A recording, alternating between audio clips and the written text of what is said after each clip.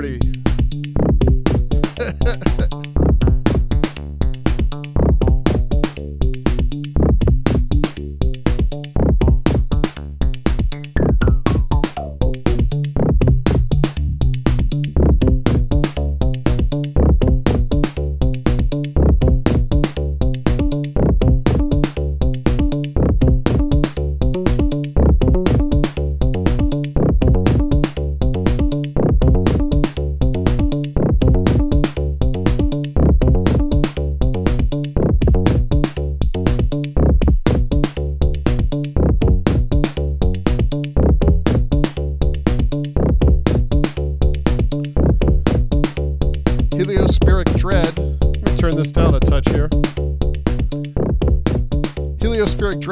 If there is any method to the Polaroid selection when packaging the boxes, or is it a random grab from the pile?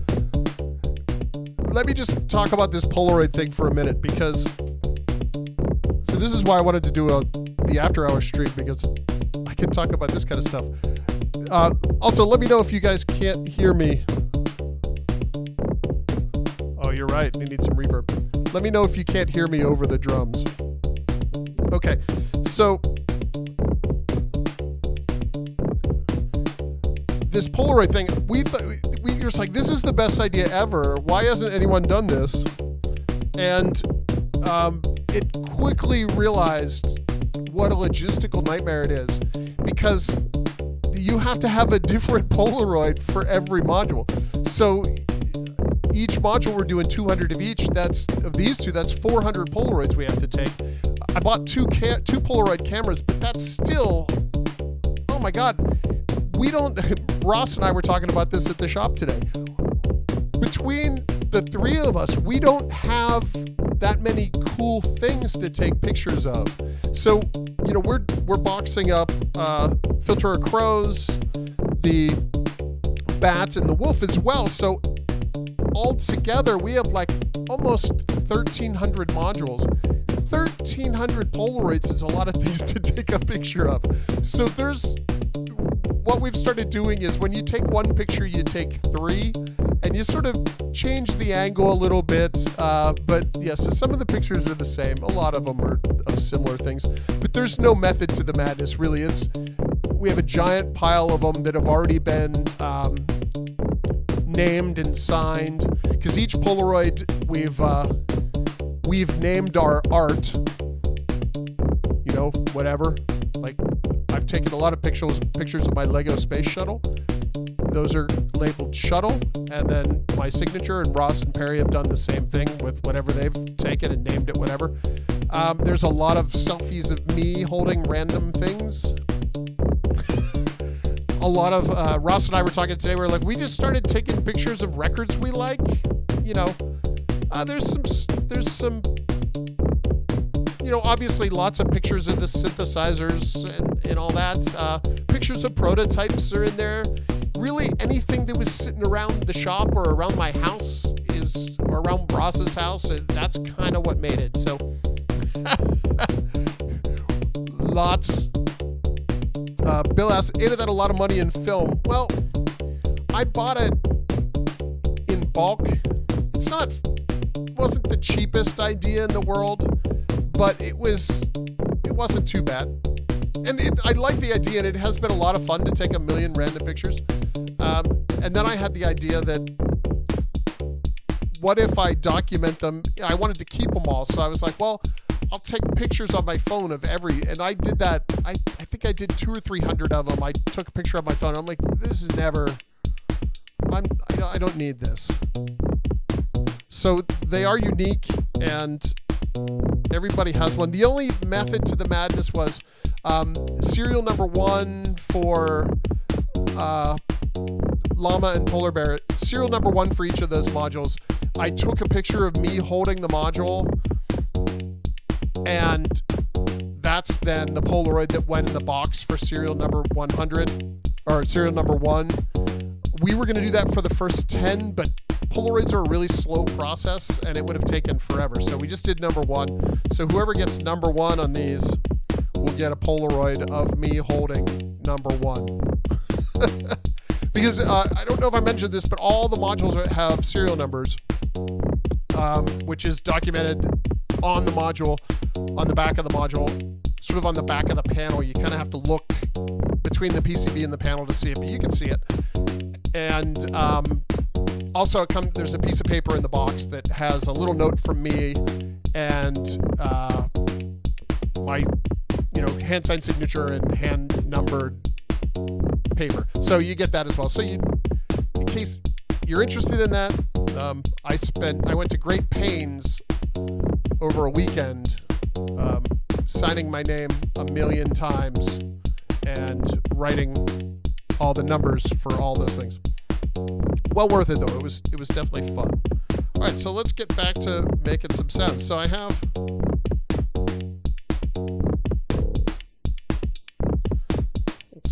killer bass there for a minute, and one of the modules, I have this all set up to use them, and I didn't use them in the first stream because I was trying to just talk about the kick and the snare. But let's patch in our cardinals here, which, FYI,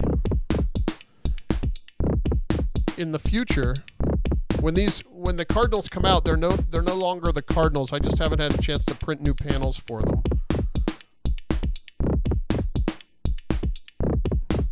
But the cardinals are now elephants. So just pretend with me that these say elephant.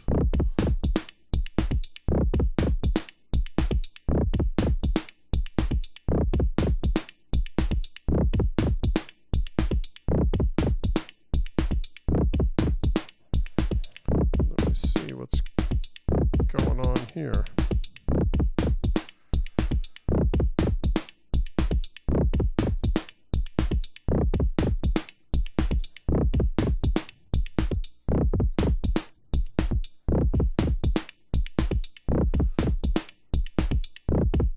My elephant, formerly cardinal, doesn't want to play. Weird. Might not be plugged in.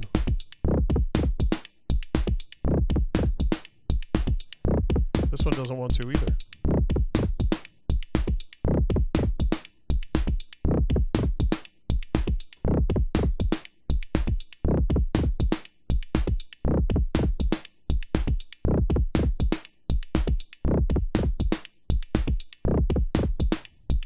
I suspect they're not plugged in, so we won't use them.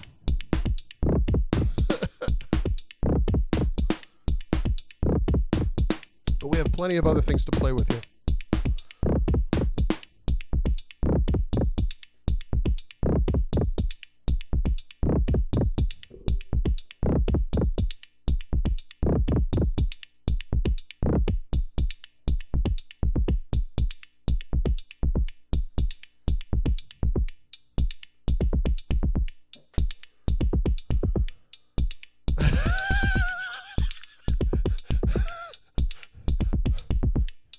You are fired from the marketing team. A video demo of each individual module and include. I guess we could just have a live stream of. Well, these were all tested by Ross. We could have a live stream of Ross testing them all. Yeah, no, I don't think that's going to happen.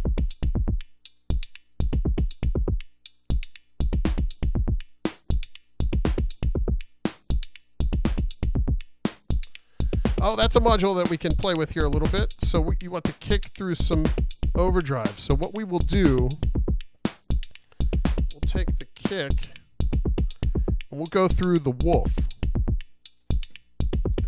The wolf is a channel strip with some nice overdrive in it.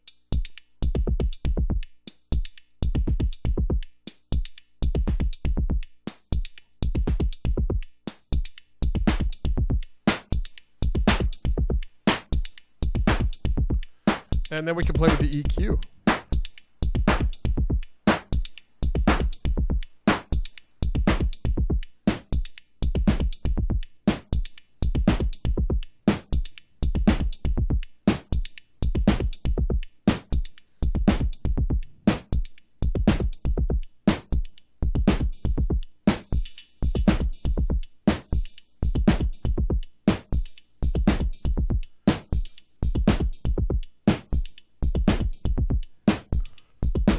I like the way that snare sounds a lot. Oh my goodness. You can carve out some of that mid, even some more of it. Oh yeah. Boost the lows a little bit.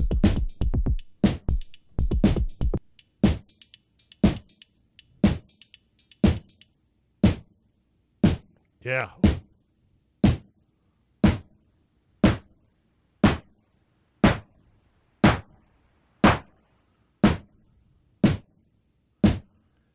Yeah, Nathaniel, the Wolf is a high shelf EQ and a mid and a low parametric with a 7x gain drive circuit at the beginning. Now, there's two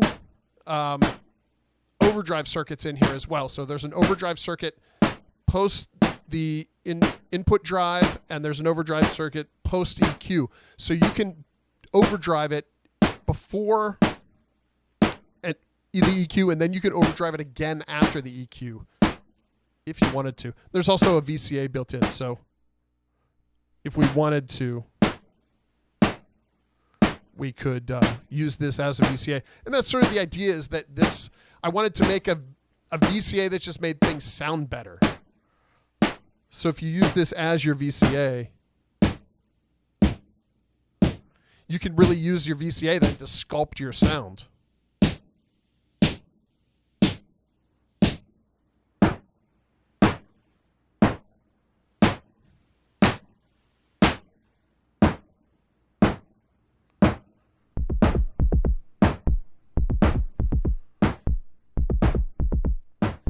We can then run that through the overdrive. I will blow out the speakers if I do that. So we'll skip the second overdrive here. Estimate when the Narwhal and Elephant will be available. They're probably going to be 2 or 3 months, probably 3 months, realistically. These guys are obviously out now, and then the next modules to come out are, we call these the scary modules because the panels are dark colors, and all the panels were designed over Halloween weekend, if you can't tell.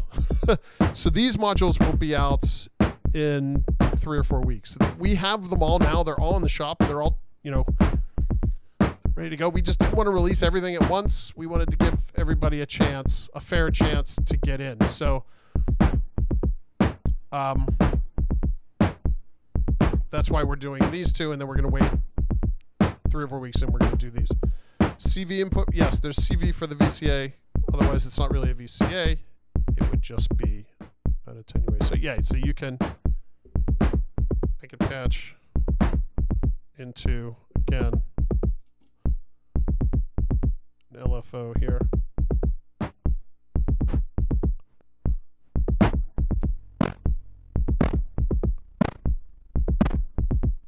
Ooh, a square wave.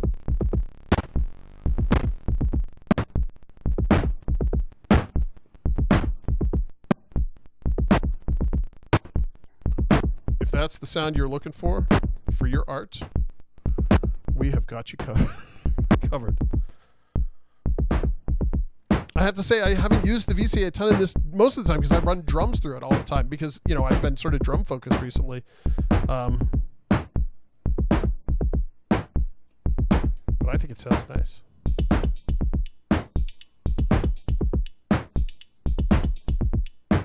I'll be back 1 second.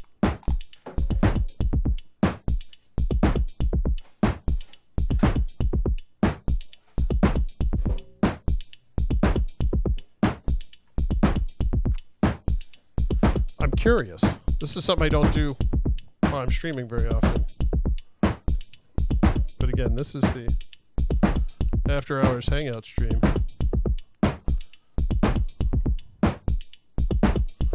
I want to know. No, it's plugged in. So you can see, if I get it to focus on it, this is a prototype. You can see it. It's got, there's some mods, some resistors, and a couple diodes hanging off there. We've got a nice wire going there.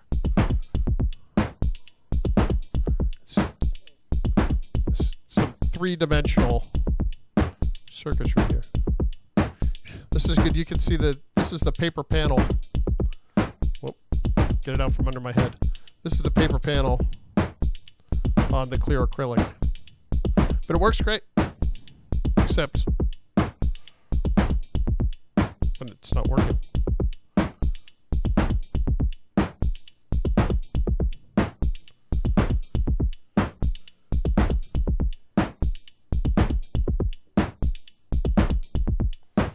Yeah, we did the black on black with the Crow almost as a joke. I wanted to be I was almost disappointed that it was as easy to read as it was in certain lights.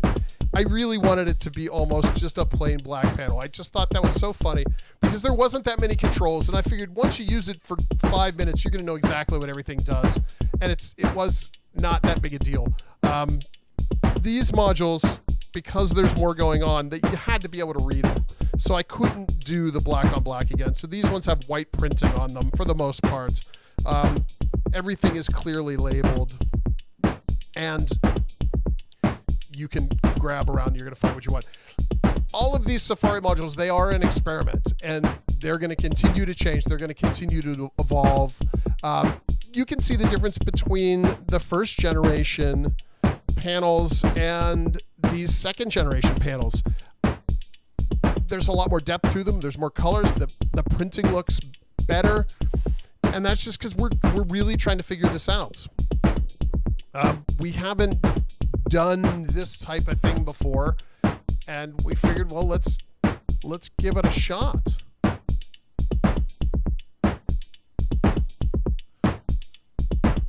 People were asking $700 for a Crow.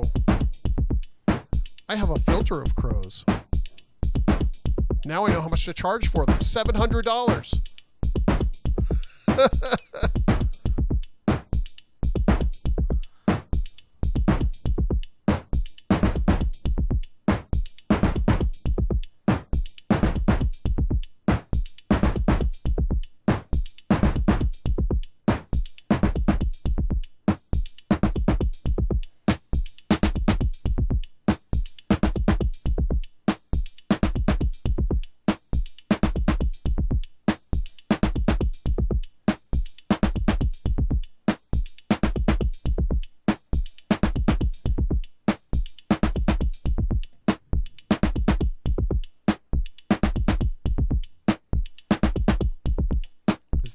This cable. It might be this cable.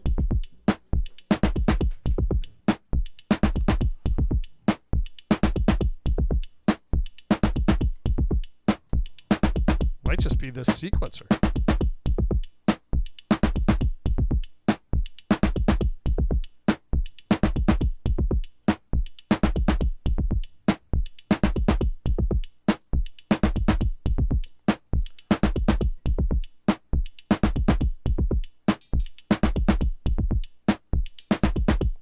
Let's try this.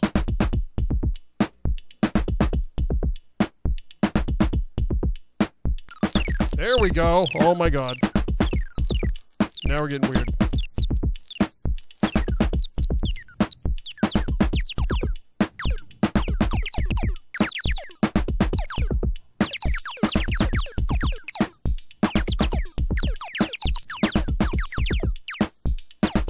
All right, we absolutely have to run this through the wolf.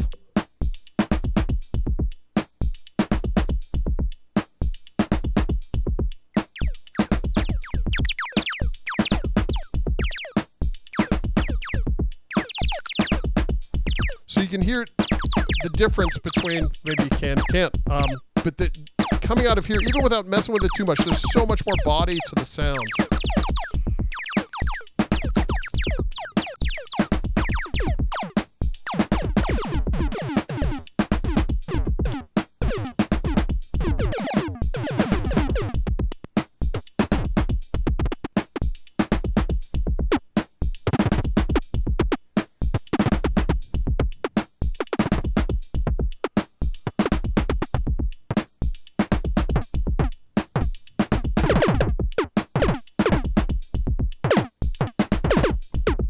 This on an actual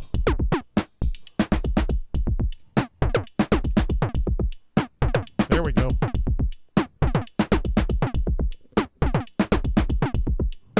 All right, now we're listening to the cardinal, but really now it's going to be the elephant, so.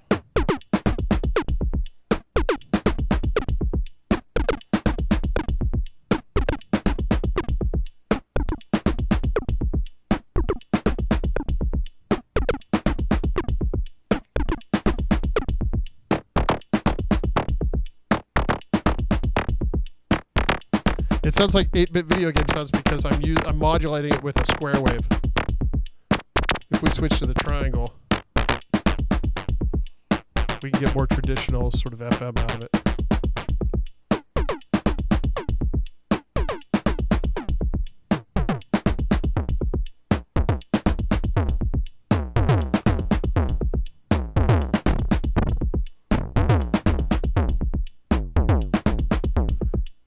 This makes a great kick drum as well.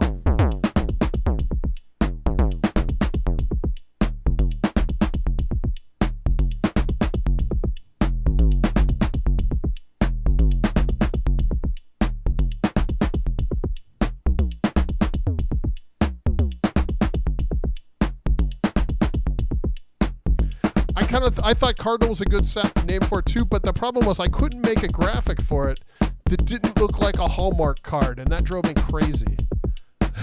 You can see even this one. This was my second shot at it. I'm like, I still don't like it. But the elephant looks badass.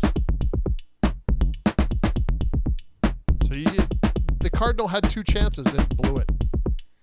It's the Cardinal's fault.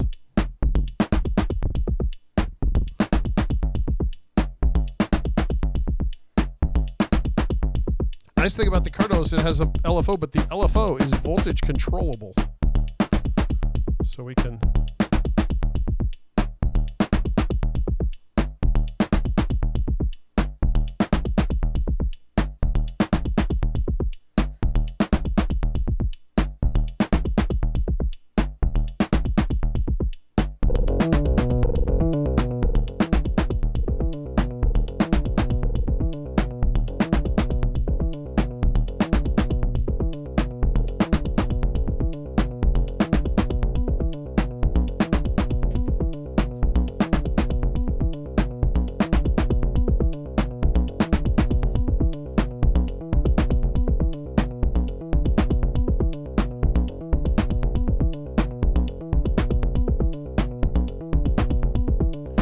Is a great name for a drum module. I agree. That wouldn't be a bad name for a drum machine. That's not the name we're going to use, but it's not a bad name.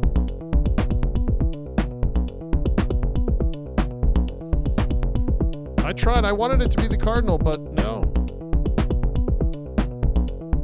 It just didn't want to be the Cardinal. It wanted to be something else.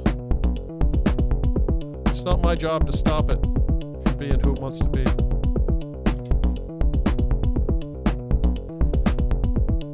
I'm really wondering what's up with this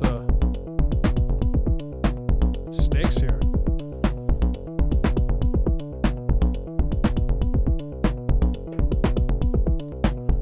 While I'm working on the firmware, I need to create a way to reboot it. You can see this one's yellow.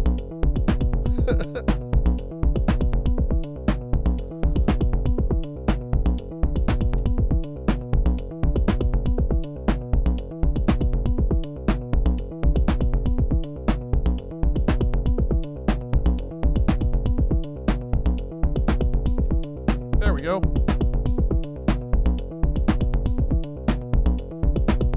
Screw it back in. I build up these systems and I don't test them before I go live. What's the thing to the left of the snakes? Oh, this is just a malt. It's actually a distro module that's for a NAMM a while back. We wanted an all black system, so we spray painted it black and stuck a Pittsburgh Modular sticker on it.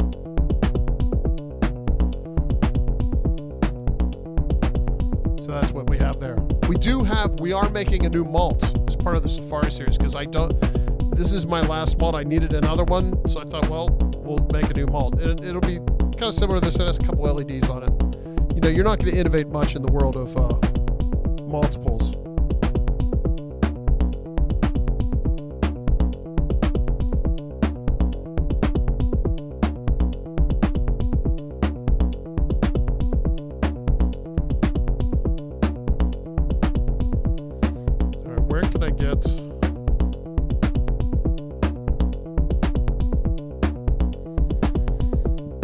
Any envelopes in my system at all. That's not annoying. All right.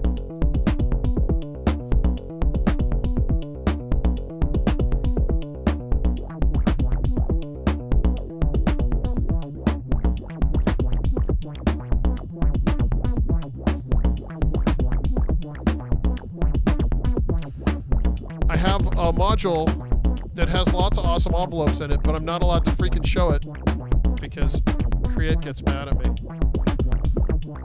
So that's the missing piece to this awesome system, is an envelope.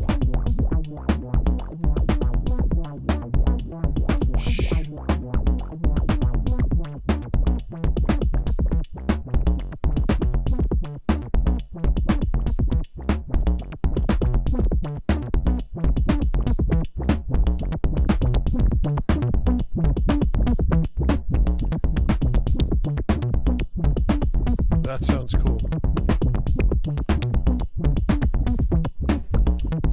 Filter crows. This is non-crow mode, but we can enable the crow.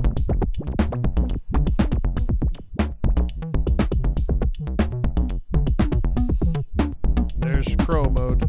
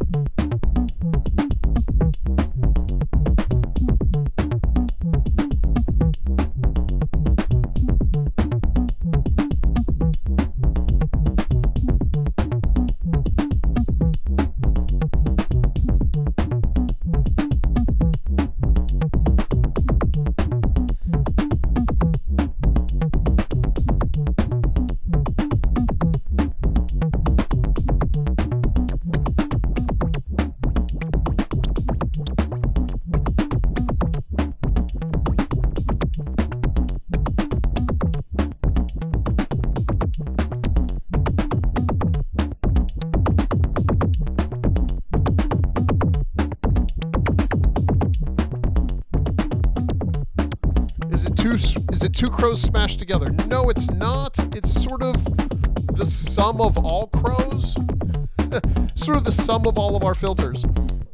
It has all the features from all of the versions of the filter we've done. So the crow itself, its big thing was that it had that crazy overdrive. So this has that crazy overdrive, but this also has all the responses. So if you have low pass, band pass, and a high pass, and you get them with these switches here, which you can't see because they're black, but you have low pass, band pass, and high pass, and you can have them all at once if you wanted, or you can have low and band, but it's all, you know, you turn each one off, and if you turn them all off, you have a mute. So in addition to the drive, which we can turn on or off here, you also have the stability from the microvolt, which pushes the resonance into self-oscillation.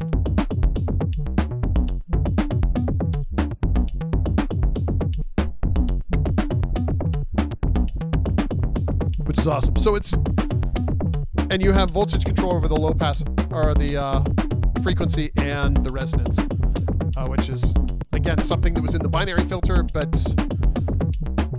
obviously wasn't in the crow. So this is, it's the voicing of the crow, but it's also the voicing of the binary filter with sort of all the things it's done. That's why we called it a filter of crows, because it's sort of all the versions of our filter.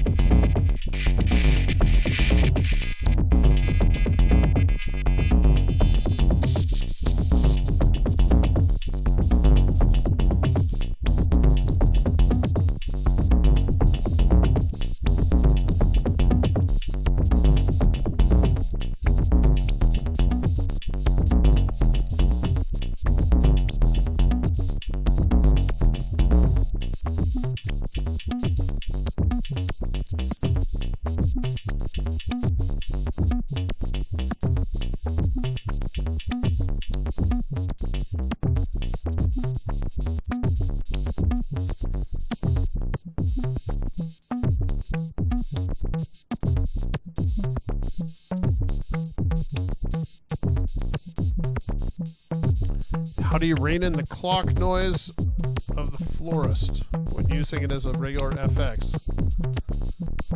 There really isn't a whole lot of, there shouldn't be a whole lot of clock noise.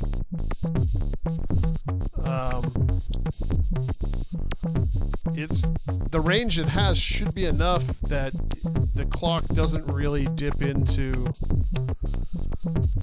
the sound of it. If that's the case, you may want to shoot us an email.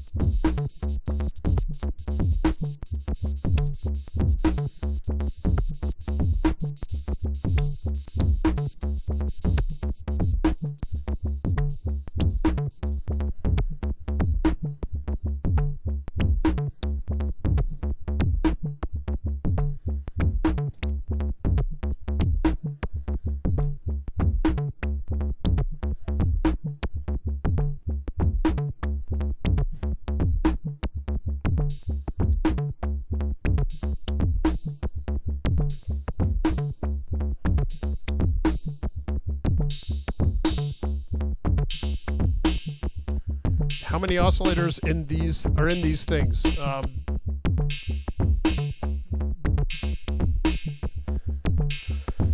says the kick drum has one oscillator in it. The Polar Bear, 0 oscillators. The Narwhal, which is the hi-hat, has, I want to say 10 plus some other shenanigans. The Cardinal/Elephant has 2. So there you are.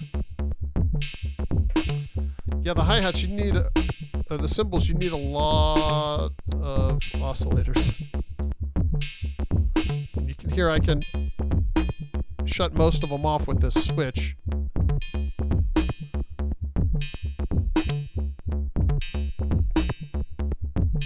So this is 1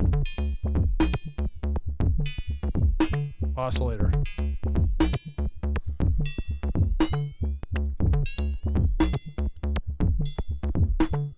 For when you want that sound. That's a good sound. And then you can bring in another one sort of here. And then this switch, flipping it up, brings everything in.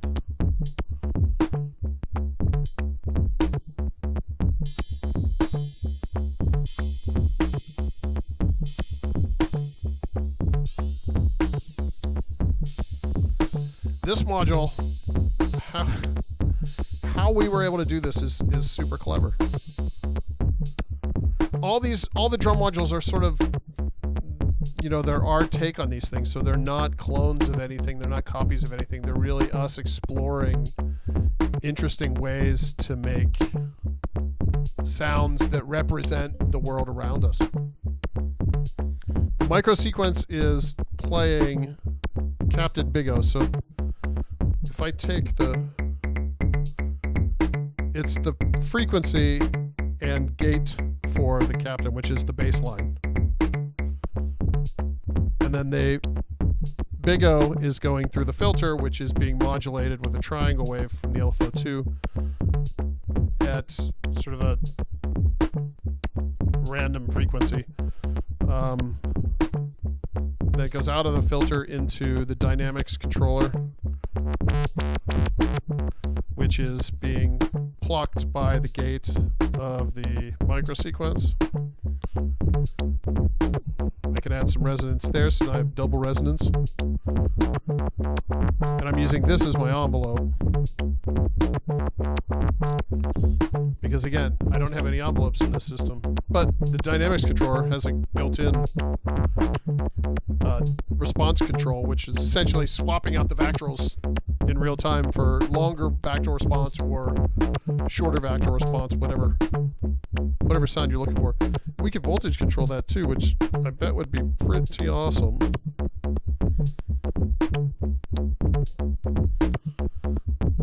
We can even just send it a random.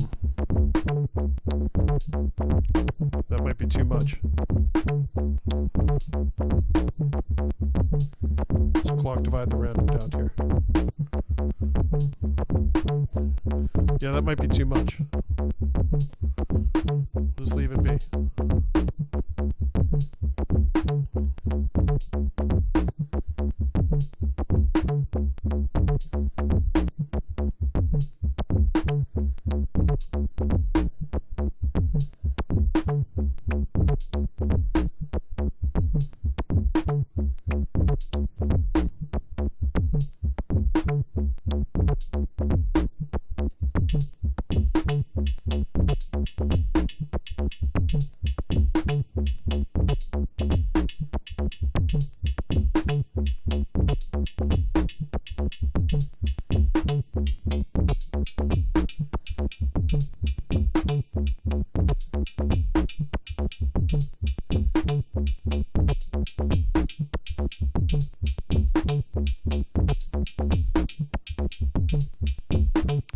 dynamic control panel. I'm so excited to get this out there. This is going to be the first time we've done this circuit in a module, believe it or not. It was in the voltage lab, and it was in the microvolt. Well, a version of it was in the microvolt. No, not really. The microvolt was really the dynamic impulse filter, which changed quite a bit going from there into the voltage lab. And so this is basically a one-for-one of what was in the voltage lab. No, that's not true. Try to think back. This is the circuit from the voltage lab 2. So it does have a little bit different. In the voltage lab, there was 3 modes. There was VCA, filter, and low-pass gate mode. The new version of it only has 2 modes. It has VCA and low-pass gate mode. And the reason we did that was filter mode and low-pass gate mode were always a compromise to get them to both sound pretty good. But to take them further and make one sound awesome, it always made the other one sound worse. So we decided, because low-pass gate mode's the mode everyone uses these things in anyway, that's sort of the money mode, or where it sounds the most interesting, I think. We thought, well, let's focus on that and make that awesome. So it has low-pass gate mode and it has VCA mode. And low-pass gate mode is resonant, which is awesome.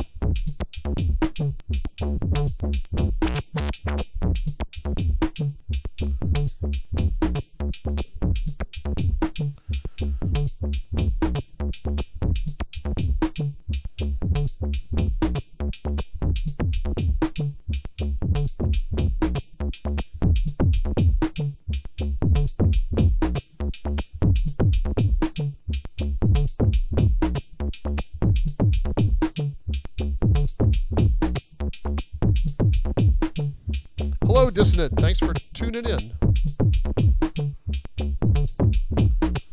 This is the After Hours live stream. We're just sort of hanging out. Kind of answering questions and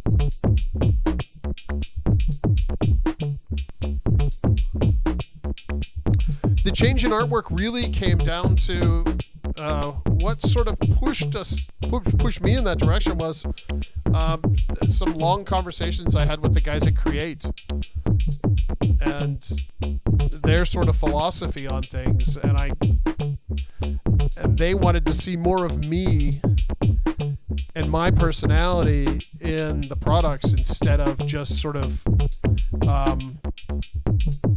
something like this, which looks good, but it looks like old Roland gear, which is awesome, but it was sort of an homage to that, where these, I think, more represents me, which is, I'm a relatively silly person, so they're meant to be fun. It is, to me, making music and using this stuff is all about enjoying the process and loving the results and the whole starting, using it, and being finished. So I wanted to bring a little bit of that joy to the modules. And it allows me to get a little, each one's a little bit different, and it makes it a little bit more fun.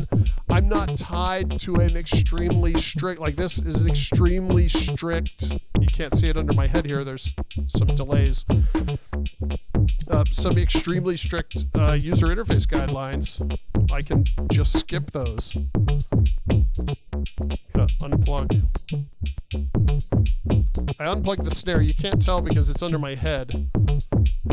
But there we go.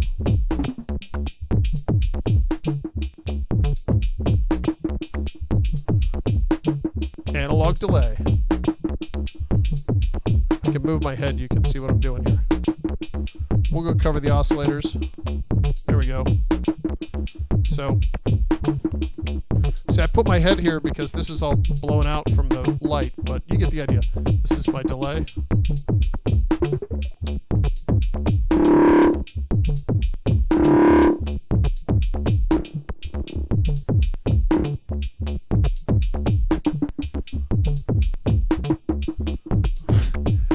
Where'd I get the animal graphics? I made all those from photographs.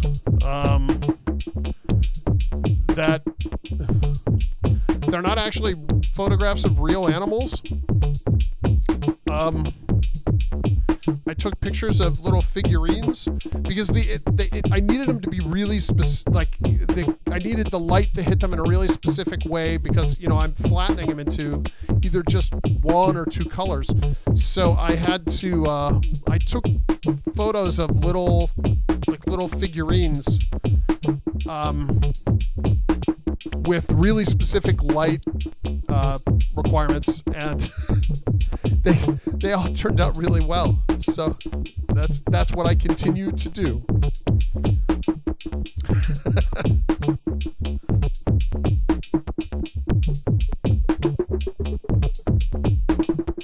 Oh, thanks, Stefan. I really see, now my head's covering Big O. I'll move my head out of the way. My big head's in the way. I'll cover the mixer. The mixer's boring. Yeah, Big O's it's an awesome oscillator, and it, as a first dive into working with Create, it was a great way to get to learn their process and their team and really dive in, because this is, I promise, only the tip of a ridiculous iceberg, a lot of which you're going to see in the next, between now and Superbooth, now and NAMM. We have a ton of really interesting Create stuff coming out that they don't let me talk about, but that's okay. It's going to be cool. I'll tell you all about my stuff. But when we do, but when it does come out, you will know, because I'll do a live stream for that too. And I actually just yesterday, 2 days ago, yesterday, I finished a product video for a new module, which I think is probably still about a month away, 3 weeks away, but it's sort of the missing piece to my system here.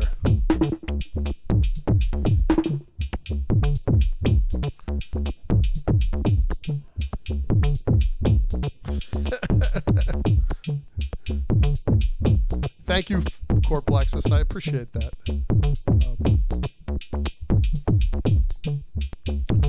Bill, you love the primary oscillator? Well, I have the sequel, the sort of sequel to the primary oscillator is over here. It's the Local Parks oscillator. We're not listening to this one right now because it hasn't been calibrated, so its volt per octave is entertainingly bad. So it doesn't play well with things like sequencers yet, but it will. This one is, I would call it the sequel or the cousin of the primary oscillator. We can patch it in just so you can hear it a little bit. So we can go.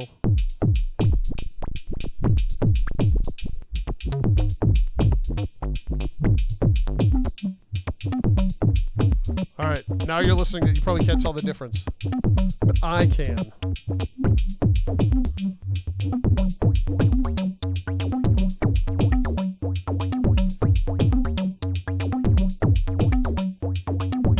So this one has, let's kill our hats for a minute. This one has the blade wave. Remember the blade wave?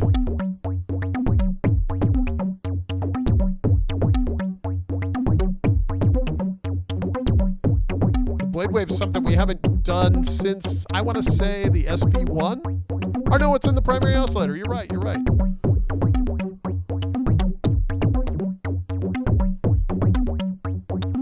It's a little bit different in this one.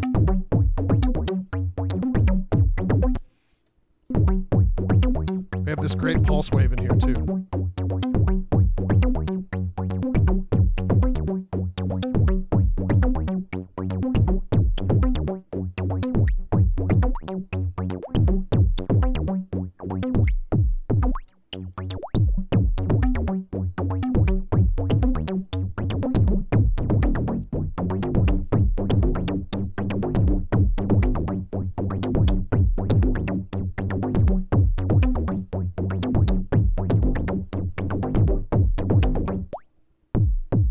back to the saw wave.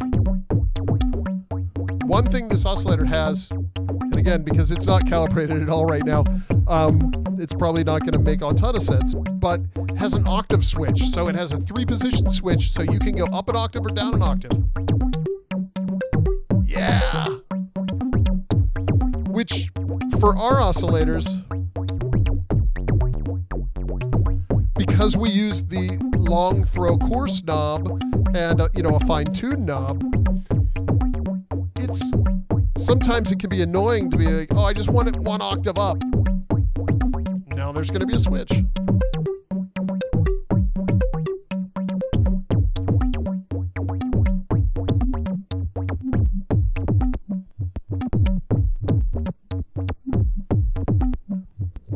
Nice.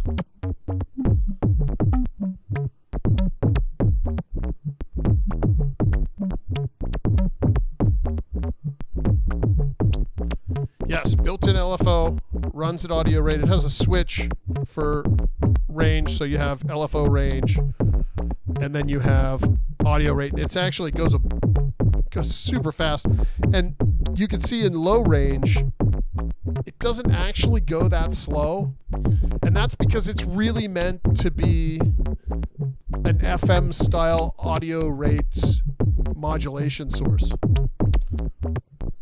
Because of things like the binary output and some of the modulation options, I needed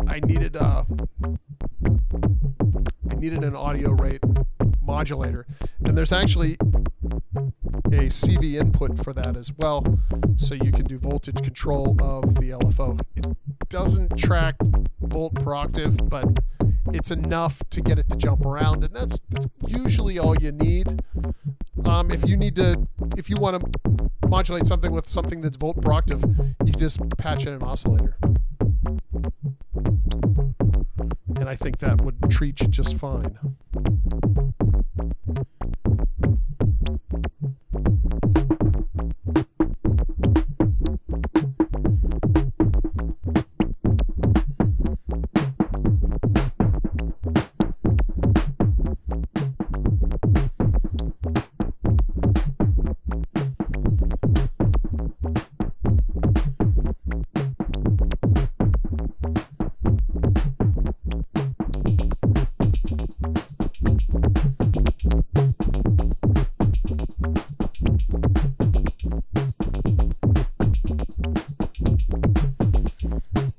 Where my cardinal's patched in. I've moved stuff around so much. It's going into 3. Where am I triggering it? This sequencer. Okay.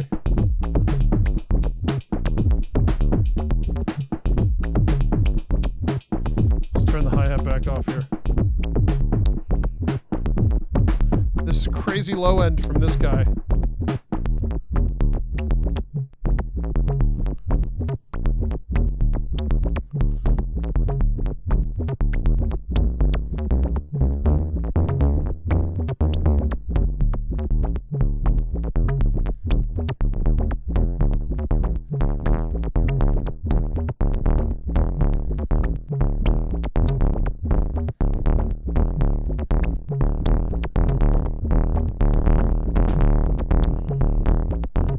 More Narwhal.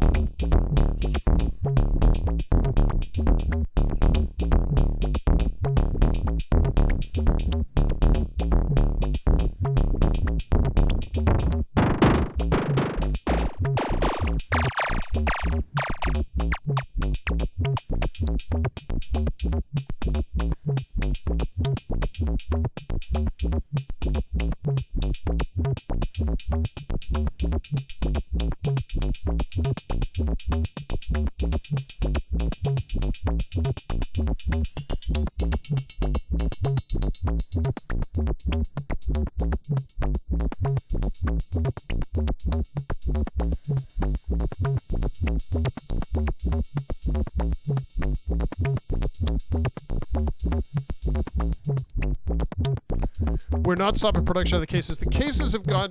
The story of the cases is long and complicated. And basically, the guy that helped me design the cases and built all the cases for Pittsburgh Modular for a long time left the company about a year ago, I want to say. I'm not sure, I can't remember exactly. It's been about a year, maybe a year and a half. COVID brain has swept that away from me. So we sort of had to relearn how to manufacture the cases, and the two local guys that made the wood for us, basically they stepped up and they're like, well, just show us what to do, and we'll just start doing it. So now they build, not only did they build the wood, but they stuff it and they test it, they get it ready for us. They do an amazing job. So they had some ideas, we had some ideas, and we have some new cases in the works.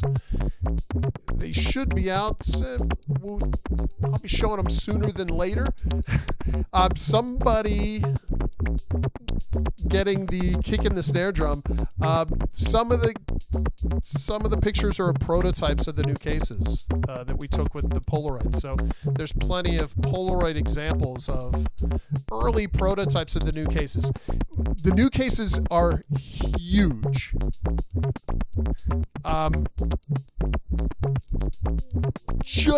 Giant cases. I guess this doesn't make it look huge when I'm squeezing my head. I'll do it over here. They are big. Really big, because that's what we can do really well, that I feel like there's a ton of people doing like this 208 style. We don't need to innovate on that. We make a ridiculously heavy, robust, insane powered 208 already. I like this case. It's my sort of daily case.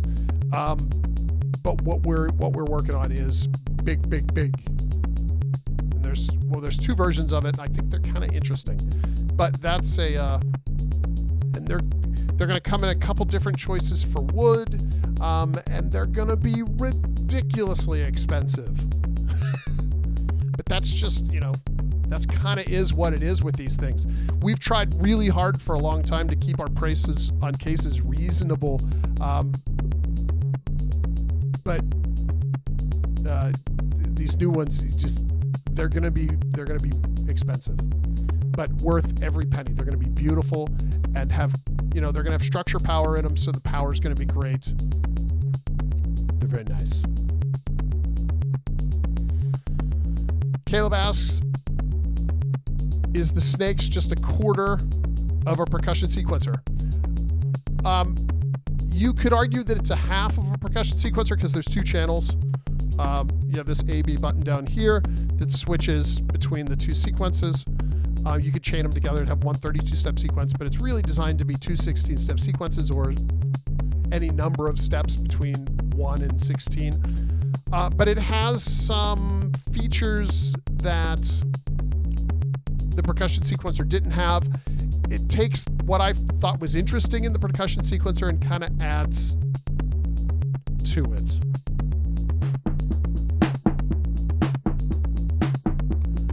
But I have to finish the firmware or it doesn't really matter. David asks, murder of crows? What is this? This is a filter of crows.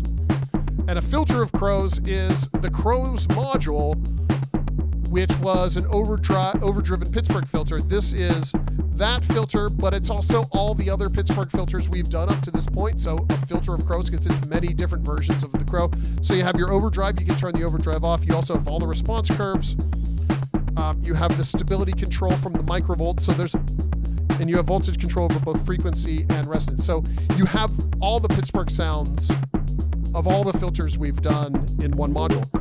And that's why we call it a filter of crows.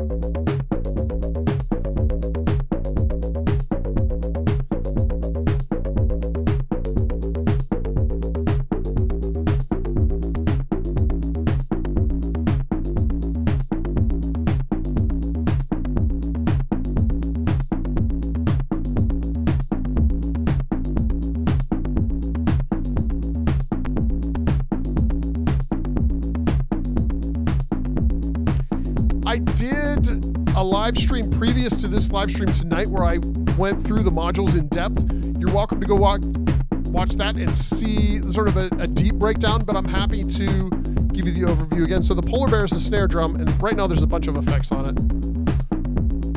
I had turned the reverb off, turn the delay off. So now we're just straight snare drum. So the top knob is snares, that is noise volume. So without that, we just get the tom, or the hit in the head. Then we have tension, which is the snare tension, that is the snappiness or the decay length. So this is wide open, and then we can tighten it up.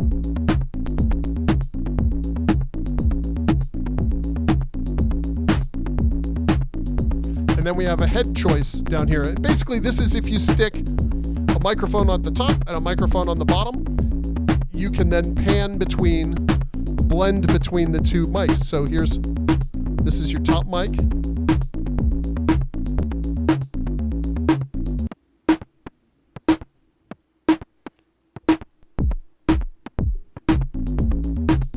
And then this is your bottom mic. And you can hear it's a lot darker. So you sort of find your sound in between. And then down here you have CV control over the level, but you have manual control over the level, the bottom head. You also have CV control over that. So what you can do with that that's super interesting is we can take another sequence here. So this sequencer here, we'll patch that in. And you can run CV into this, and it works sort of as expected. I'll do that first, I guess. So this is with a, whoops, I should go into the right module. So it's basically just giving us a level control over that bottom head. But where it's really cool, and this is what I use it for most of the time, to be honest, if you send it a gate,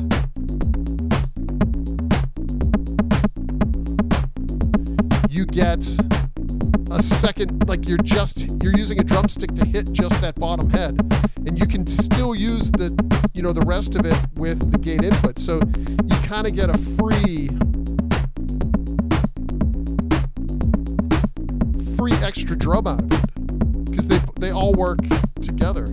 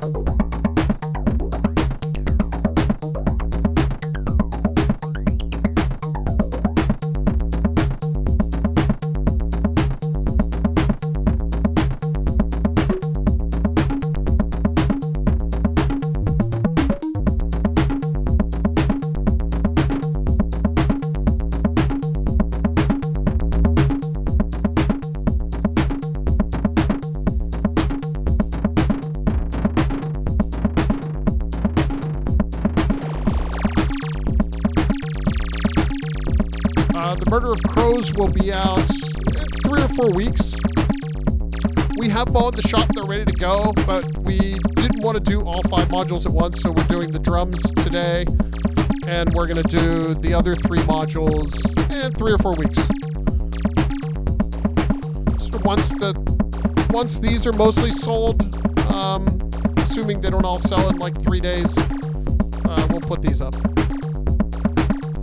There's only 3 of us in the shop now, so we kind of have to balance what we can actually ship.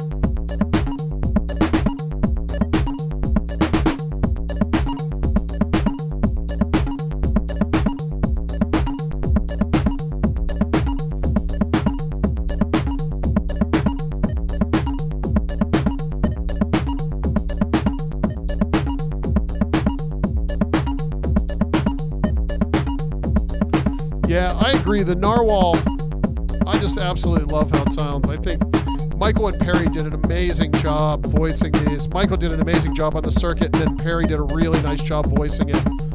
I would like to take more credit for the drums, but other than saying, hey guys, we should do drums, it was really Michael, Johnson, and Perry that took that and did some amazing work. So all the credit to those guys.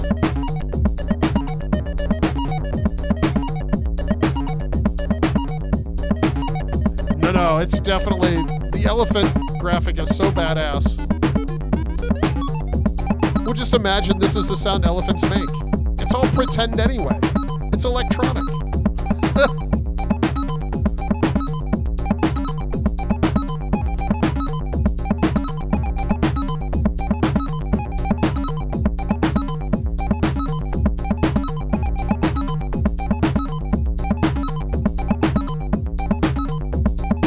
I was turning the knobs on the wrong module.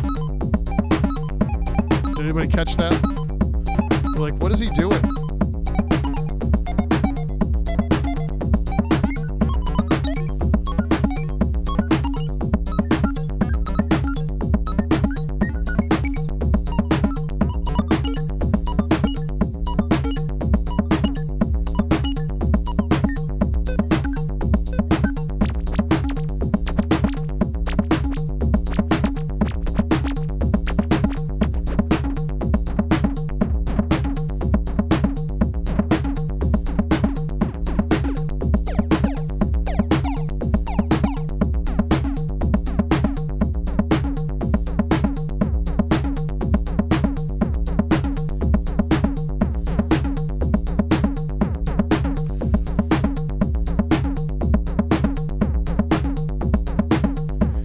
Appreciate the offer for help.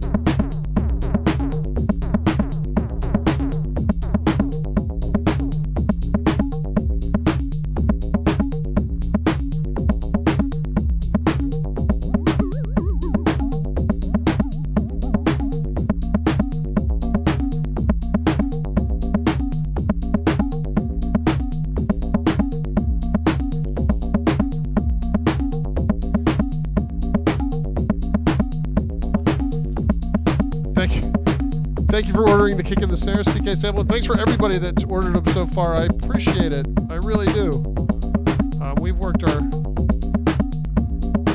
butts off on these recently. I appreciate the orders. It allows us to keep doing these because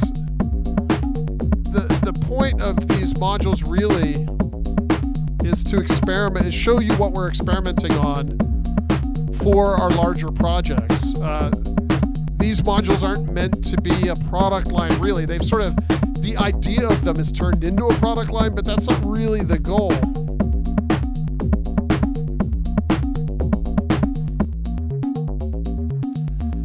The goal is really just kind of to share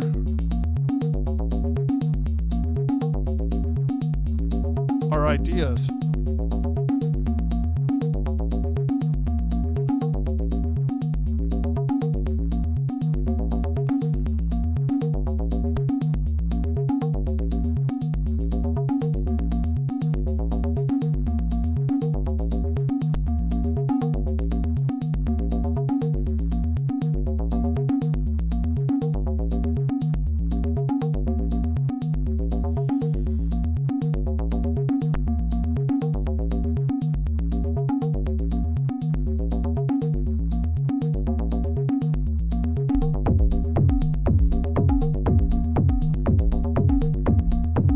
There is 200 of each. Each module is numbered on the module, and it comes with a sort of a thank you note with the number on it as well. There may end up being slightly few if we blow a couple up in testing, or if a couple of them don't work, there might be slightly fewer than 200. Or if all the ones that we ordered and all the ones that we manufactured actually work, there'll be a couple more than 200, but we're only going to sell 200. And then, you know, we'll probably end up selling a few or less than that, because by the time I get mine and the guys get theirs.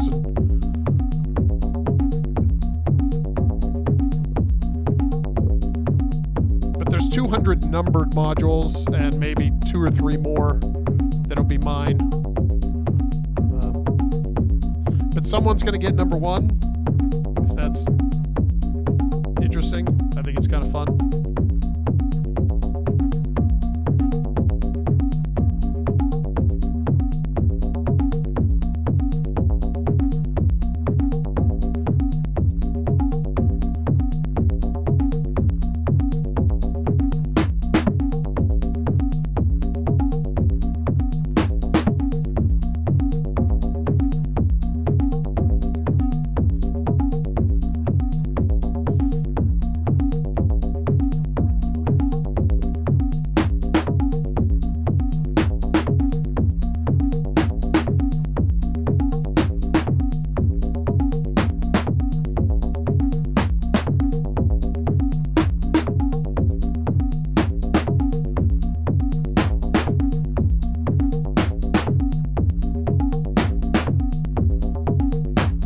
No, these drum modules aren't in the Voltage Lab 2. They're for another project. But the Dynamics controller bat is in the Voltage Lab 2. The local florist is in the Voltage Lab 2. A version of Local Parks is in Voltage Lab 2. That's being generous. The concept in here that I find interesting is in Voltage Lab 2. And then there's some extra stuff in here that's sort of neato, but it's just specific to this. But everything will end up somewhere. Like the channel strip, this is testing some, and this Occupy mixer is testing some saturation sort of compression circuits that we have in some upcoming sort of large scale mixers. So everything's going to be in something. Filter of Crows is in the synth coming out before Voltage Lab 2. So everything is going to be a thing. They're all working towards something. Jeff Hopkins says, drum machine? Drum machine. Why would we make all these drums if we weren't doing a drum machine? Don't get crazy though. It's gonna be a long time. That's why we're making the modules. Think a year and a half. Things take time. That said, the circuits for it are finished, and we're working on what they call mechanicals right now, which is building the physical prototype of the case and of, you know, the rubber touch buttons. All that needs molds, and you know, it's such a long process that I thought, well, let's do just some modules.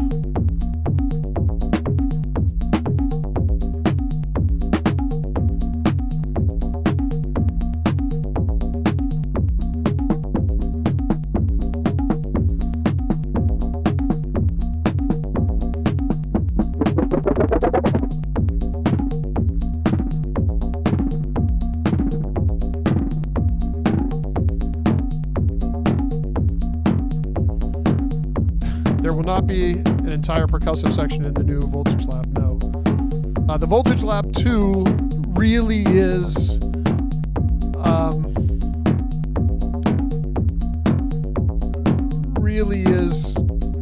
based on the Voltage Lab, but it's more in a Voltage Lab kind of way, not more in a let's add a drum section.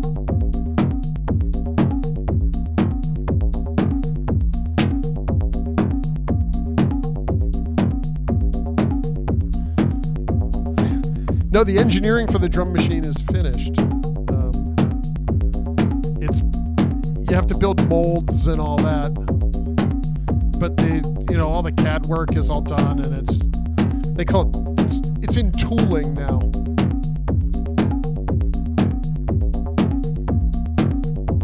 But again, it's such a long process. Voltage Lab 2's been in tooling for 2 years, or in production for 2 years. The synth coming out before Voltage Lab 2 has been in production the same amount of time as Voltage Lab 2. It's just this tough stuff. When we're trying to scale up, this is sort of what Voltage Lab kind of screwed things up for us, because there was such demand for Voltage Lab and we couldn't make them.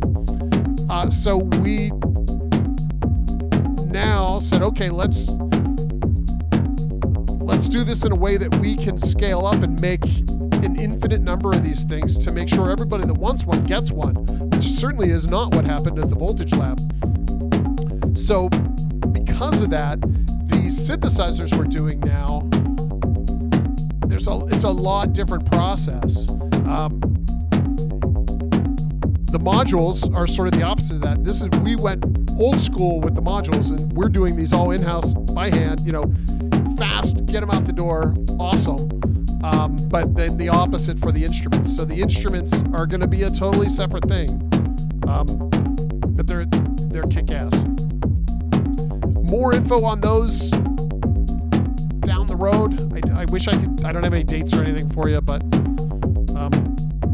I promise you they're freaking great. They're not going to have animals on them. No, none of the instruments have animals on them, but they don't use this language either. They have their own beautiful new design language that I'm really proud of. That's not sort of as...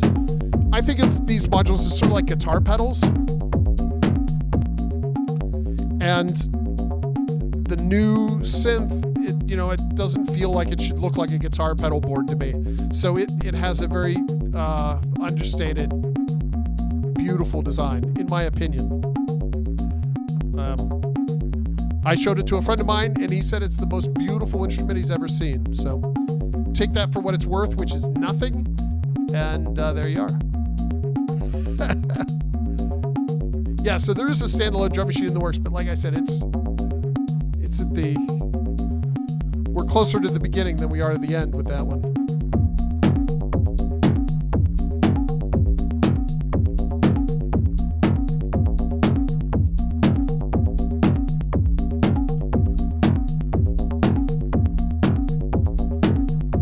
I keep threatening. Brian, I agree. You should have, but who would have known? I have one, right? Oh, it's right there. I'll put it on the mic. I keep threatening to have Perry, because I see him go for crazy prices on reverb, and I keep telling Perry, I'm like, come on, Perry, we could build 3 or 4 more, right? Really, we could, right? He's like, no, we really can't. And I'm like, but we probably could, right? He's like, no, so it's not going to happen. But Voltage Lab 2 in 2022 is, you're going to be happy with it. If you decide that that's the thing for you, it's awesome. It's like the Voltage Lab, but more Voltage Labby.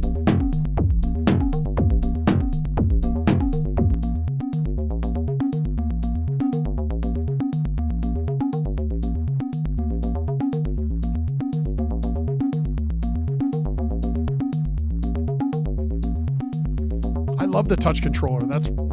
That's my favorite controller that I've done, is the one on the touch controller. Obviously until Voltage Lab 2, which has all the features of that, but it has a lot more. Voltage Lab 2, it's more focused on, it still does the touch plates, it still does you could use it like a keyboard, but it has a lot stronger emphasis on sequencing.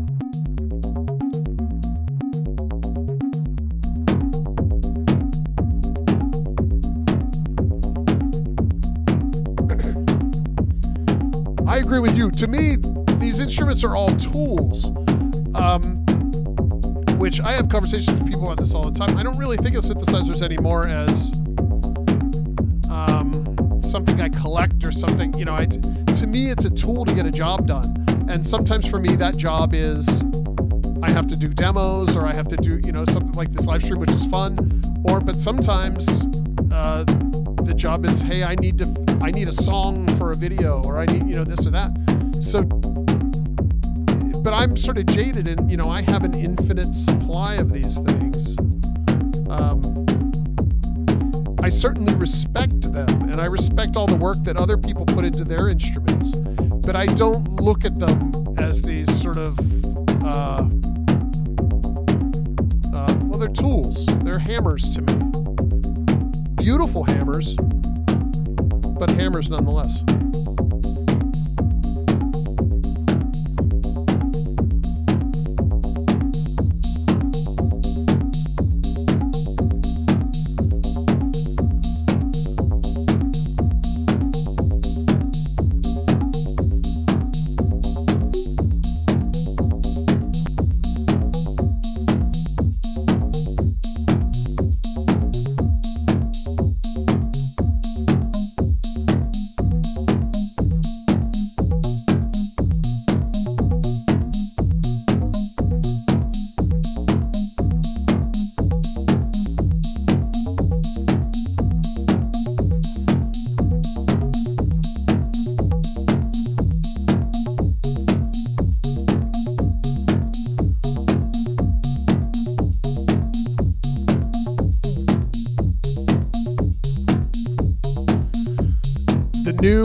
The new touch controller on the Voltage Lab, which is not called Touch Controller 2, by the way. It has a fancy new name. It does have quantizing.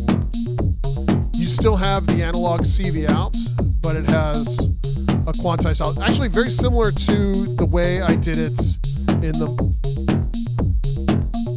micro sequence. So you have a quantized out, but then you have the raw CV out right next to it. Which is kind of nice. Beautiful hammers. I like that name.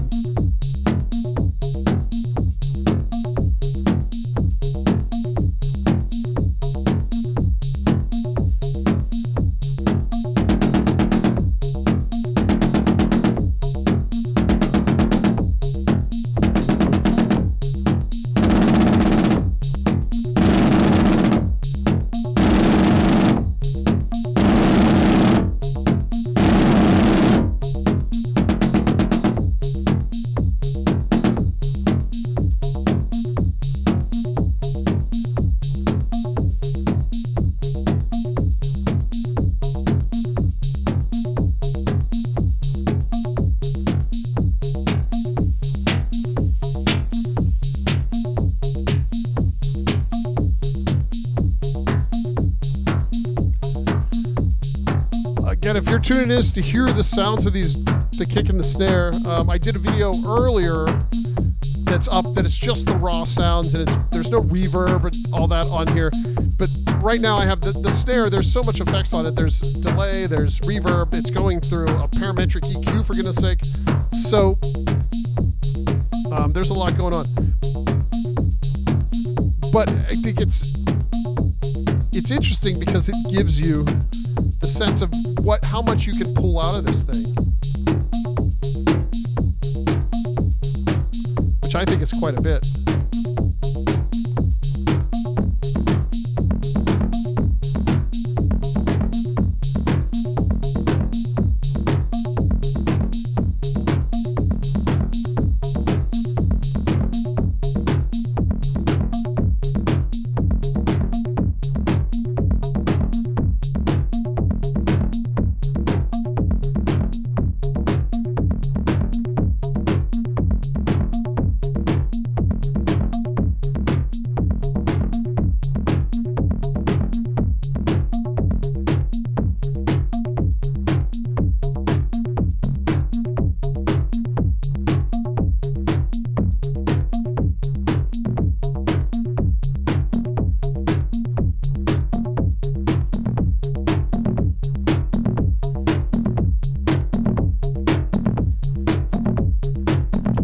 Again, I'm sequencing the bottom of the head, so I'm hitting the bottom of the snare with this gate. It's triggering just the bottom of the snare drum.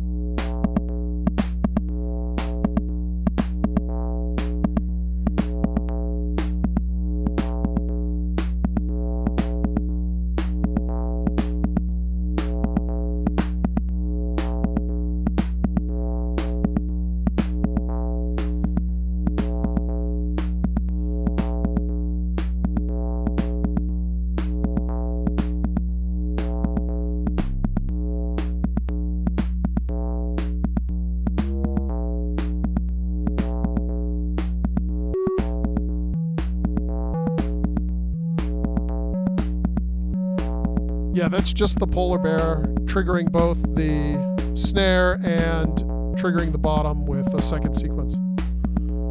And the bass, or the oscillator as well, painted bass line, but that's...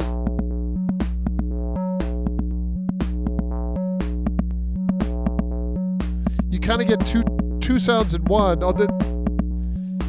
With the bottom of the head, you the sound is kind of you get what you get.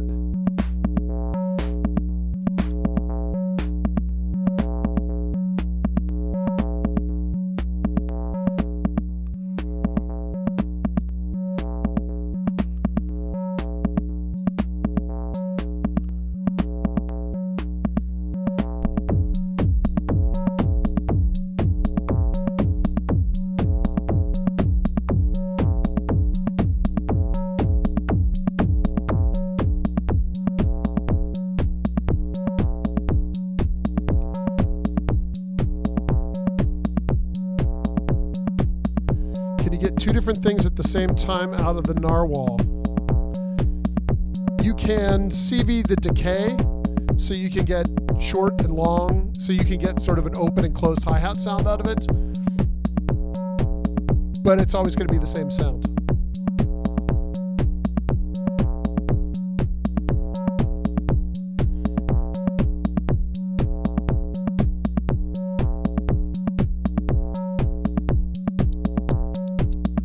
So I just patched in a second pattern into the CV input of the Narwhal. We're only listening to one Narwhal right now. And you can hear the two different versions of the sound. That's the variation you're going to get with that.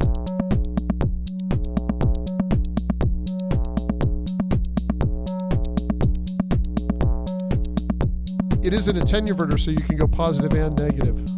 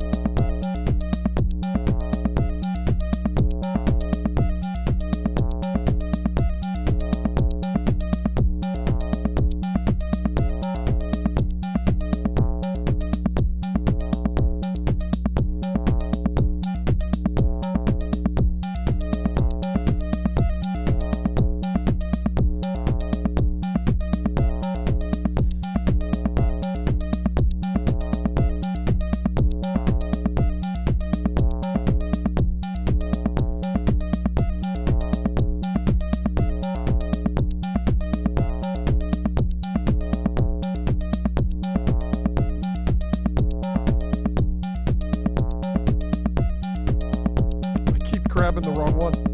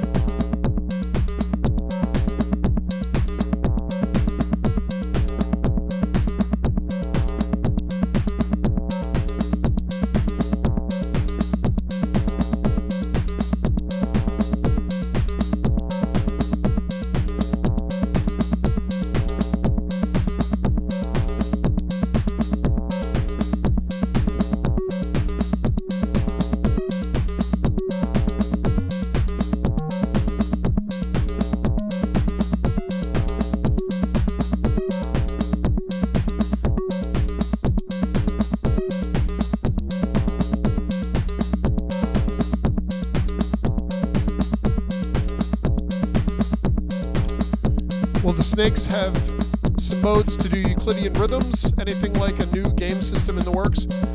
Snakes does do Euclidean rhythms, absolutely. It's all built in. There's nothing like the game system in the works. But a lot of the algorithms from game system that I wrote, I put in here and in the larger sequencer. So those algorithms will be in here. They're in the Voltage Lab 2 sequencer. But there's no game system 2 in the works. The problem, what I found is it just takes me too long to write all the code, and I don't have time to do it. So that's why we're not doing a whole lot of digital stuff. Then I'm not a big fan of math anymore. I was a software developer for 15 years before I started Pittsburgh Modular, and I burned out hard on math. So, I'll write firmware for, little sequencers and stuff, which is basically little logic problems in the firmware. But I don't want to write any DSP code, or I don't want to write anything complicated. It's just, my mind has moved on.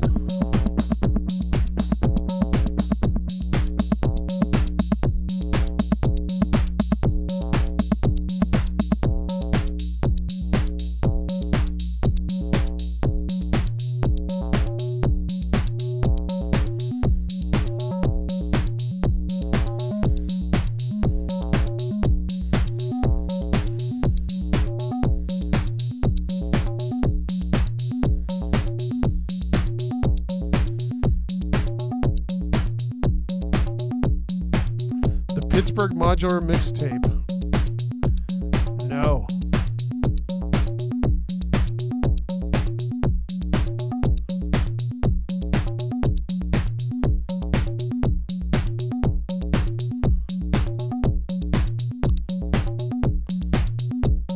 Better watch what you ask for, Bill. I may take you up on that. If the world ever wants to see a finished Snakes, or a finished Bengal Tiger,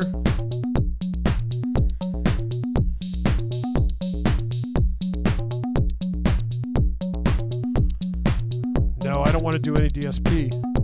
I'm not interested. There's so many people doing great DSP work out there for synthesizers. It's not the best way for me to spend my time. We're so deep in analog, and I think some of the ideas in the Voltage Lab 2 and in this other instrument, and even in the drum machine, are so interesting and so new that I feel like anytime we think about DSP or talk about it, it's a waste of resources.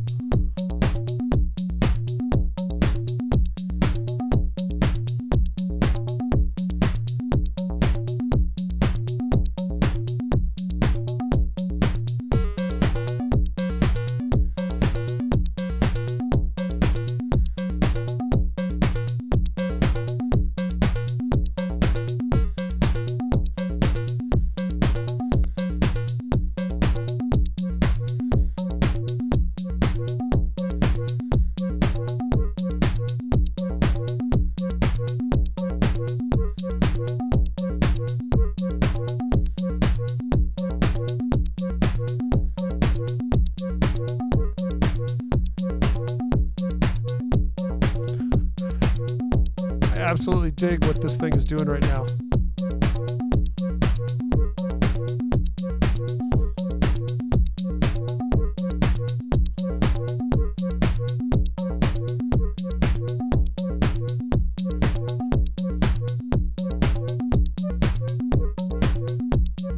Analog is important. You're right, David. And I feel like if that's our tagline, we should focus on it. So that's what we're doing. It's what we love. I find analog so much more interesting, and that's clearly why I got into this.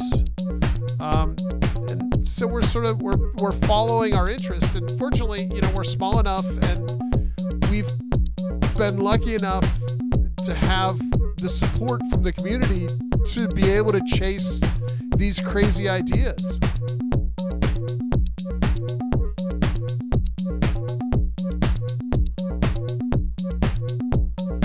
Nathaniel, I think you're entirely right. This is the ultimate sound palette because you can have analog right next to digital and it just works. It works really well.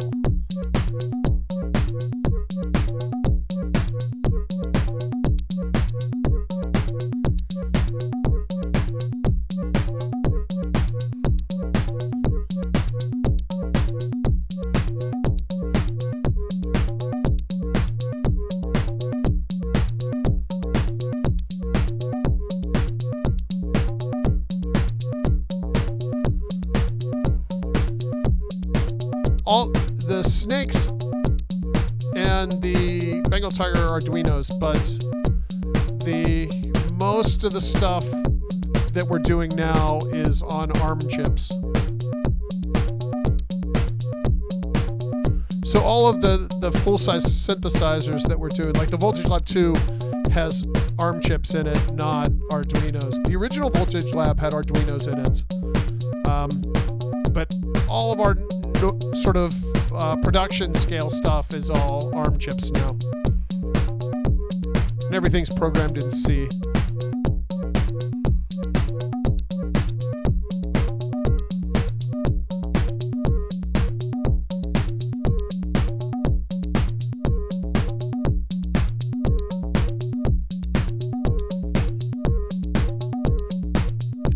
No, this mixer really isn't being used right now.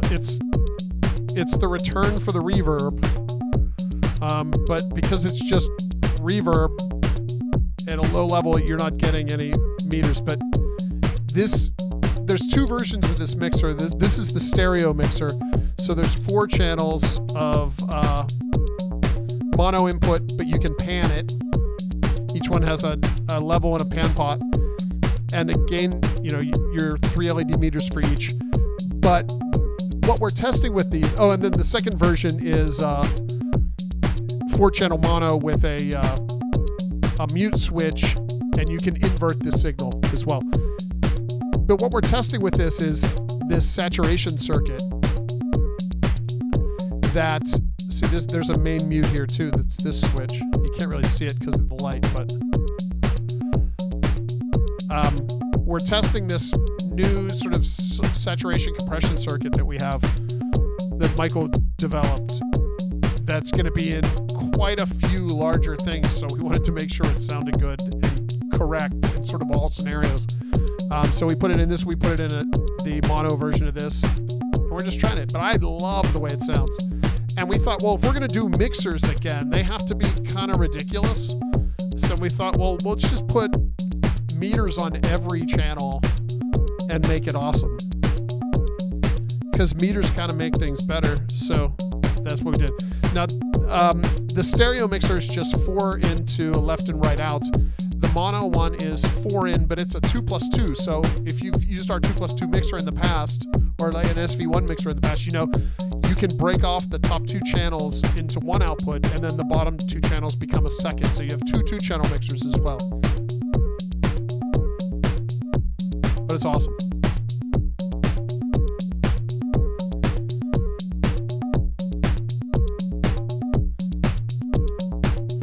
These will probably be in the same batch of modules as the local parks and the cascading florist, which I don't have in here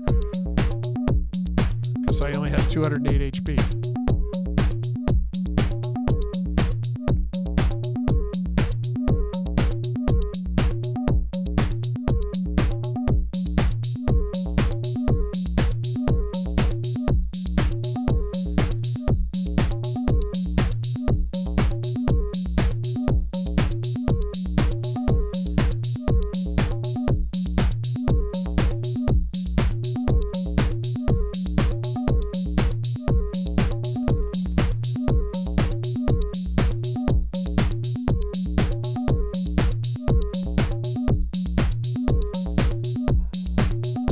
See the meters.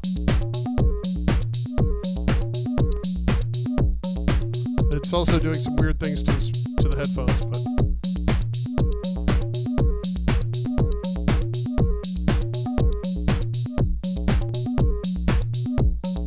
you get the idea.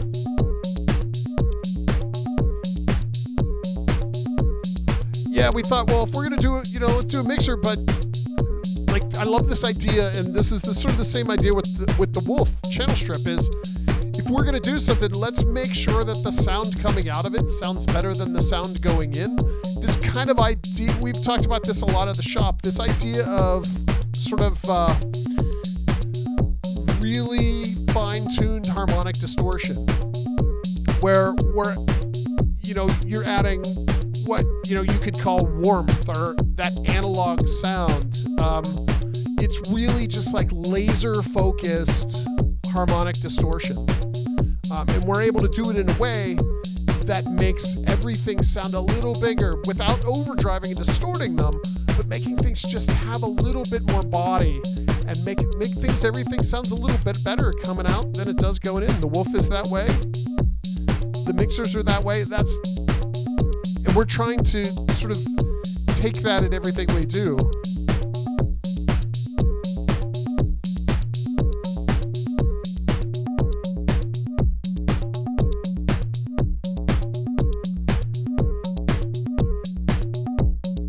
Sorry, I keep leaning over because my eyes aren't very good and I'm trying to see everybody's names and read all the comments. Dimly Fall, you're right about the animals in the car. And that's really, when I started hanging out with and talking with the guys from Create, they're the ones that really pushed me to put more of my personality in the modules. We were doing stuff like this before, which is, they were an homage to old Roland instruments, and it showed my love of synthesizers, but it wasn't really anything from me. So the new, I started thinking of, okay, well, let's think of these modules, because they're limited edition. I don't have to worry about, if we make something goofy, it's okay.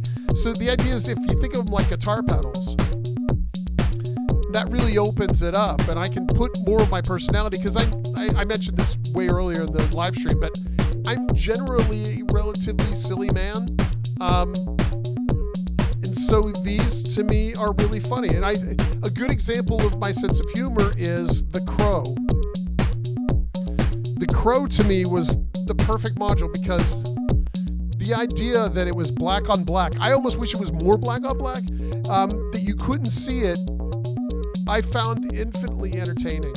And I did it on the Crow because I thought, well, this is a module, it's only a couple controls. People are gonna know where to patch stuff, and it's not gonna drive them too crazy. But it cracked me up the entire time. So it was, sort of an inside joke for me. And all of these are kind of that way. They make me smile. Like, I love the animals. It makes me giggle every time I look at these things. And the idea that you can have these silly graphics on here that are fun, but then on the underneath has these crazy analog circuits that are really unique and really innovative. That to me is what we're trying to do, is like, yeah, sure, these are a little silly, but if you listen to them, you're like, oh, wait, no, there's something going on there. And that's what we're trying to do. The larger instruments we have coming out soon, none of them have animals anywhere on them, but the design on those, again, I think is beautiful, and it's subtle, but it's gorgeous. So it's a different direction. They all have these new knobs on them, which I designed over the pandemic. So these are our knobs. I can get them made in any color I want. You can see I have some dark blue here. There's gray. Any Pantone color I can write down, the factory will make them that color. So that doesn't limit me to the 4 or 5 different colors that the big knob decided, or these are the colors knobs should be. If I want dark blue or yellow or gray, I like gray. I've been using that for CV, and that carries over into the instruments. The gray knobs are the CV knobs. But I think it's great. Super, super fun, and that's really the point.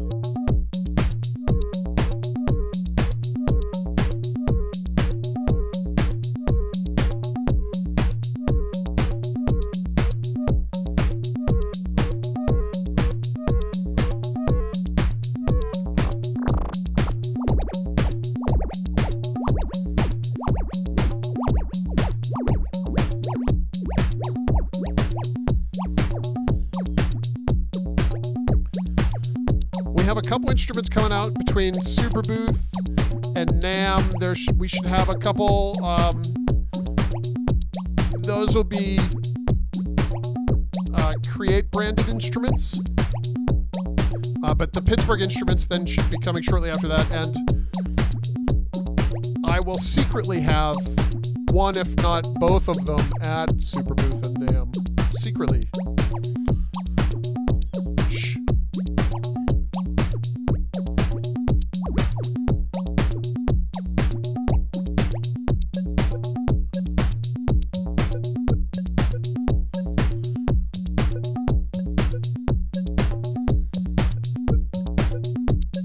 Oh, and I do have the knob designs. You can see I have a small knob, and this is the medium-sized knob. And then we have a very small knob over here.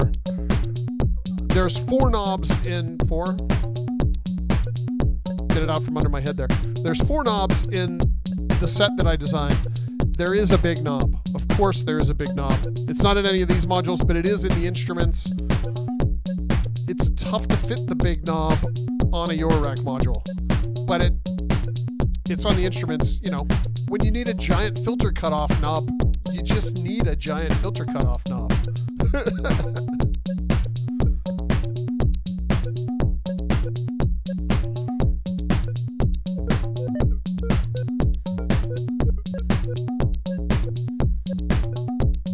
I love that this has become the lead sound in this track, even though, you know, it's a drum, but it's doing a wonderful job.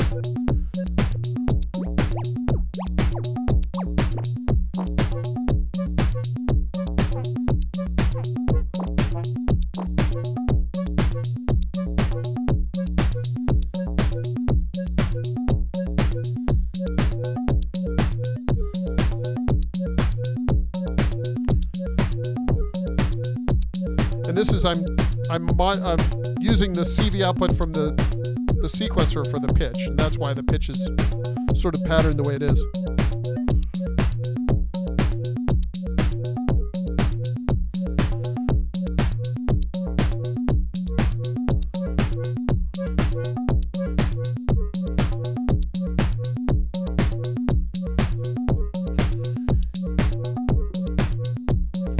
Yeah, the knobs really give me an opportunity, certainly in the instruments. In the modules, it's just fun to match the panel colors with the knobs. But in the instruments especially, it allows me to use, instead of, you know, having big boxes drawn around everything, it allows me to use color as a function clue. And it creates, I think, a more interesting looking instrument.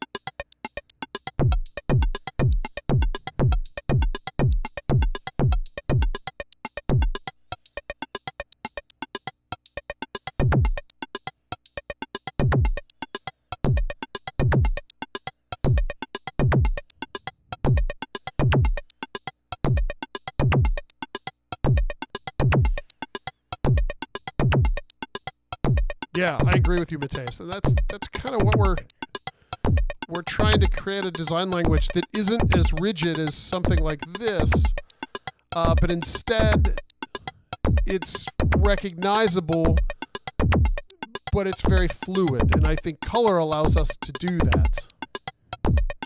We'll see. Hopefully, you guys might see the new stuff and say, "Oh," but I don't think so.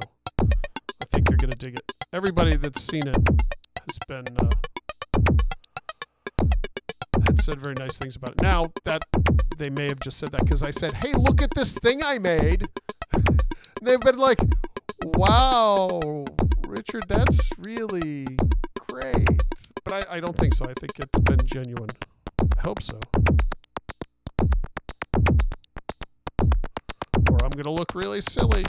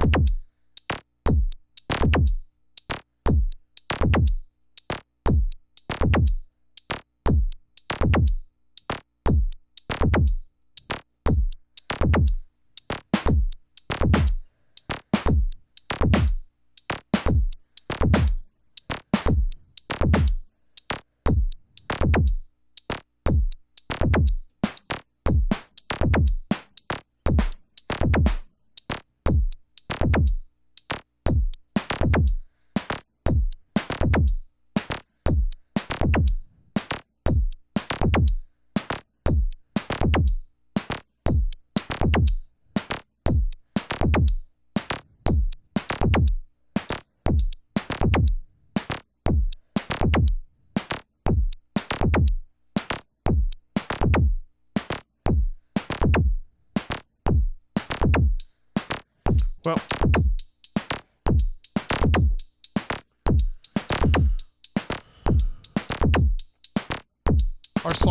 our slider's going to go from now on. We're not going to do any sliders. Well, I'm not going to say never, but I don't foresee a future with sliders. The problem I have with sliders is that in most use cases, they're not as precise as knobs. So in like a step sequencer, they're great because you have a visual representation of your sequence. And the filter cutoff is okay because you're just sort of grabbing it and going up and down. But if you're trying to do something precise, I don't feel like you have the resolution. And now you have the same, I understand the resolution is the same in a pod as it is as a slider, but it doesn't feel like you have as much control over that resolution. So for that reason, I've sort of abandoned sliders. Now, and that's kind of why we did the Bengal Tiger sequencer module that'll be out, as soon as I finish the firmware, because we had a bunch of sliders left over, and I thought, well, we have to use these for something. So we're gonna do. We did a 16-step sequencer, and the idea was, well, this will use all our sliders. And so we had enough sliders left over to do 62 modules, I think. So that's how many we made.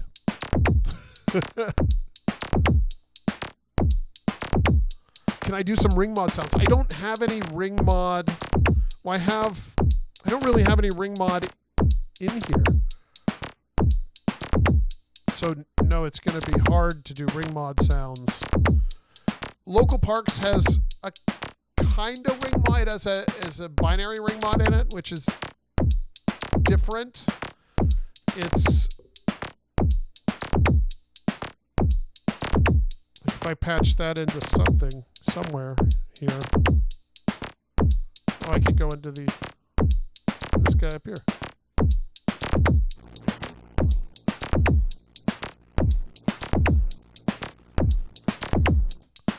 Let's do this instead.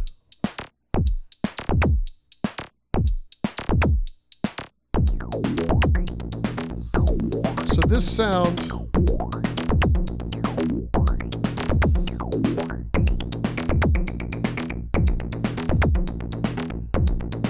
we'll just kill everything else for the moment.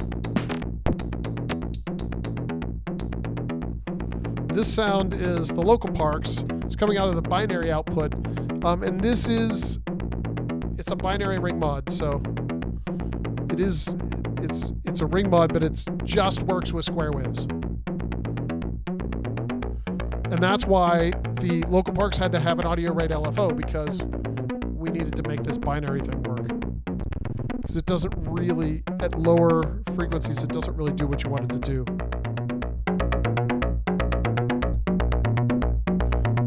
And you have a couple different flavors available. But that's as ring moddy as I can get right now, because there's no actual ring mods in my system.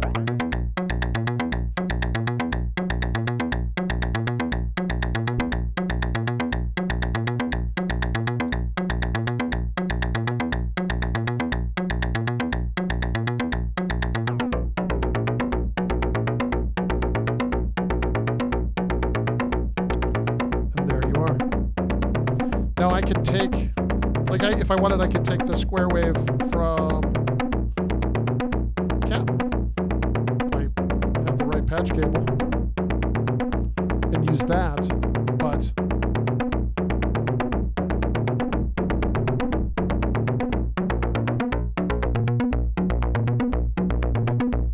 that's all I got.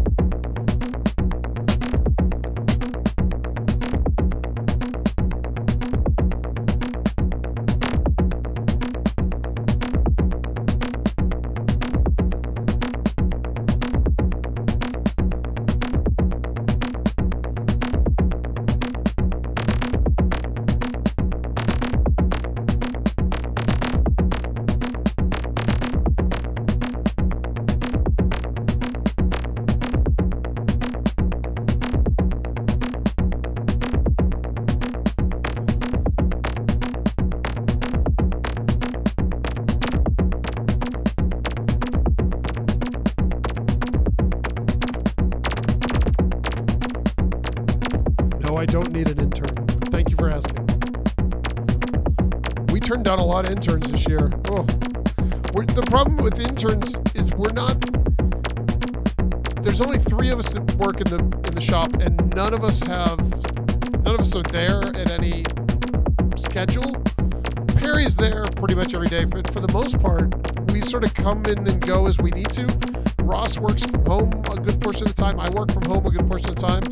Perry works from home when he wants to. So it's after COVID, I said, well, you guys are welcome to make your own schedule, do whatever you need to do, wherever you need to do it.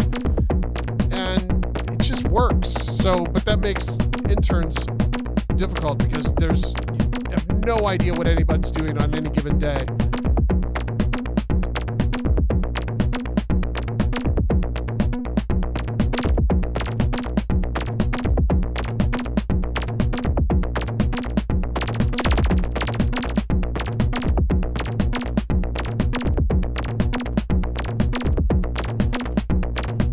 Silly. All right, we're 2 hours and 10 minutes into the after party, which is the second live stream of today. So I think I'm going to call it a night. I'm sleepy. It's been a long couple days. Thank you everybody for watching. Thanks for hanging out. And yeah, thanks. I'll be doing another live stream, I'm sure, sooner than later. I haven't done an ambient lab in a while, and I'm looking over at my video distortion stuff, and I think it feels a little unused. So my next thing will probably be a mellow ambient lab once I take all the drums out of my case and replace it with sine wave oscillators. Perry is the best. You are right. So again, thank you everybody for tuning in. Thanks for checking out my new modules. Perry and Michael did a hell of a job on these.